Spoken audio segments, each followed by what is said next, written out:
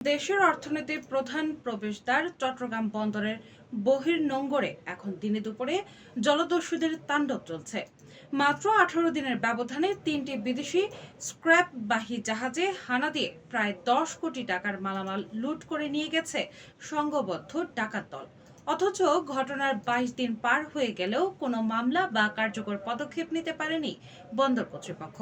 MV হাইজু, MT আইরোস ও Sierra লিওনের পতাকাবাহী তাইওয়ানের পরপর ৩টি জাহাজে ২০-২৫ জনের দস্যুদল হানা দিয়ে কেবল, ব্যাটারি ও বহুমূল্যের স্পেয়ার পার্টস লুট করে। ক্যাপ্টেনরা সাথে সাথে কোস্টগার্ড ও বন্দর কর্তৃপক্ষকে খবর দিলেও মেলেনি কোনো সাহায্য। ফলে আইনি জটিলতা আর আতঙ্কে মামলা করার সাহসও পাননি জাহাজ মালিকেরা। কোস্টগার্ড, নৌবাহিনী ও মেরিটাইম পুলিশের চোখ ফাঁকি দিয়ে এমন হাই প্রোফাইল ডাকাতি কিভাবে সম্ভব হলো? চট্টগ্রাম চেম্বার অব কমার্স শেষমেশ নৌ পরিবহন মন্ত্রীর কাছে চিঠি দিয়ে নিরাপত্তা চেয়ে আকুতি জানিয়েছে।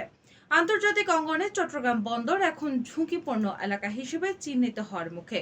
এই জলদস্যুতার মাশুল গুনতে হবে সাধারণ আমদানিকারক ও ভোক্তাদেরই, কারণ এতে জাহাজ ভাড়া ও বিমা খরচ একলাফে কয়েক গুণ বেড়ে যাবে।